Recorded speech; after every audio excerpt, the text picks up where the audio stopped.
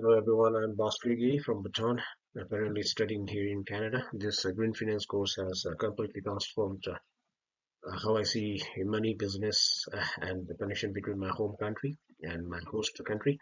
Over the next few minutes, I will take you through my journey from thinking finance was just about profit to understanding it as a tool for building better, a fairer world for both Bhutan and Canada.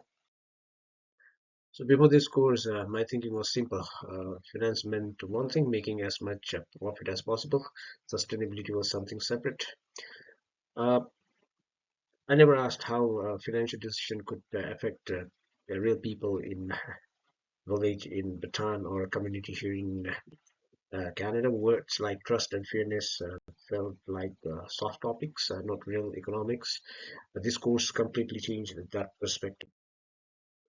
Uh, The trust and opportunity cost.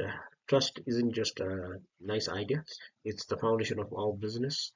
When trust breaks, people stop investing and markets fail.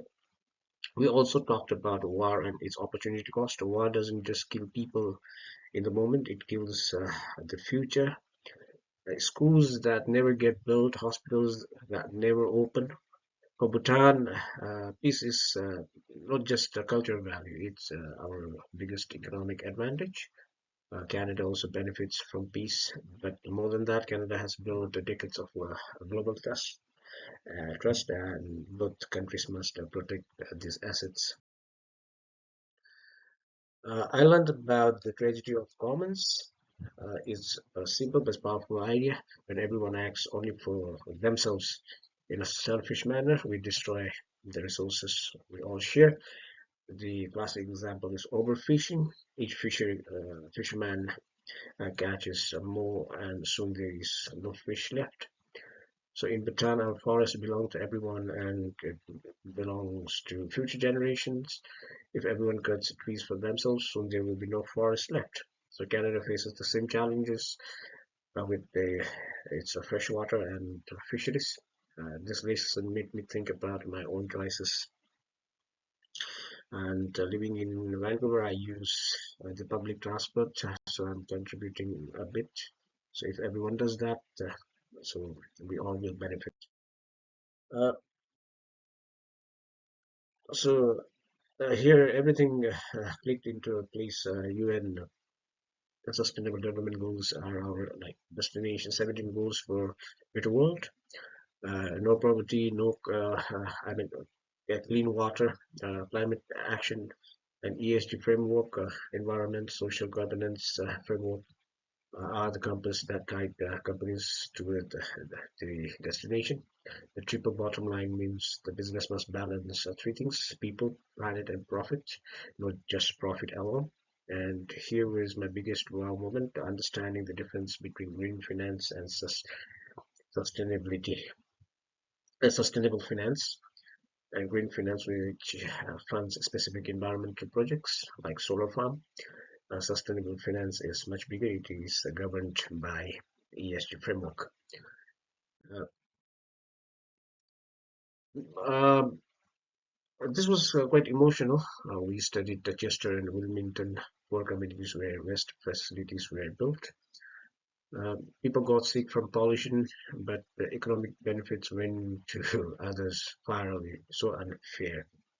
And this is an SDG conflict, pursuing economic growth at the expense of people's health. Uh, like in Bhutan, hydropower projects provide clean energy, but sometimes people have to relocate. People lose their lands. In Canada, indigenous communities often carry the burden of pipelines and the mines.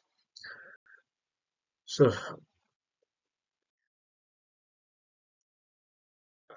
the world needs around $5 to $7 trillion every year to meet the SDGs. The number is hard to imagine, but here's the good news. The institutional investors, pension funds, insurance companies hold 65% of all global money. They have the power to force change. For Bhutan, this matters because we depend on foreign investment. Every dollar must be used carefully. Canada, on the other hand, has massive pension funds like CPPIB, and they have leverage to push companies towards a real sustainability. Uh, Charity Water created a brilliant model. Uh, Private donors pay all operating costs, so every public donation goes directly to building water projects. This solves the donor distrust. But the fact that stayed with me, women and girls spend 12, I mean, 200 million hours every single day just collecting water around the world. That's time stolen from education and work. In Bhutan, continuous water supply is still not achieved, where there's frequent disruption of water supply in many parts of the country. And here in Canada, indigenous communities have lived under boil water advisories for years. So this taught me that caring is not enough. We need empathy and smart financial design to solve problems. Uh, Discussion on Kate Reward's economic uh, enlightened me. She says that old economy, concentrates on wealth at the top. The new economy must be distributed, sharing power and money fairly, and regenerating, giving back to the planet. This fits Bhutan perfectly. Our philosophy of gross national happiness already tries to balance material growth with well-being. And I was happy to learn that Vancouver is exploring similar kind of model too. But technology can go either way. Online courses could reach remote villages, but only if internet access is fair. Design decides everything. Um, it was more personal. Uh, I researched corruption in Bhutan and found the Trongsa Viewpoint Resort. It cost 300 million Nilton, was built on fake documents, and now sits completely empty. That money could have built schools in every remote village, could have hired teachers, done so many things, but it's gone forever. Then I looked at Canada. The sponsorship is scandal vested over 10 million, $100 million. The SNC level in the case raised questions about justice. So corruption isn't just a poor country problem; it steals from future generations everywhere. Uh, this course made me realize something beautiful. Bhutan and Canada are different, but we can learn from each other. Canada can learn from Bhutan, measure happiness, not just money. Us, if people are thriving, not just how much they earn. Bhutan can learn from Canada, strong laws, transparency, a long journey of reconciliation with the indigenous people. Both countries face climate change, melting mountains and Arctic. Both face inequality and falling trust. We are not so different. We share one planet and one future. So where am I now? Before finance was just numbers. Now finance is about people. I ask two questions every time. Is this fair? Who pays the real cost? Here's my plan. As a professional, I will seek the real sustainable investment and question companies that just talk about ESG. As a Bhutanese citizen, I will fight corruption and share lessons I have learned in Canada.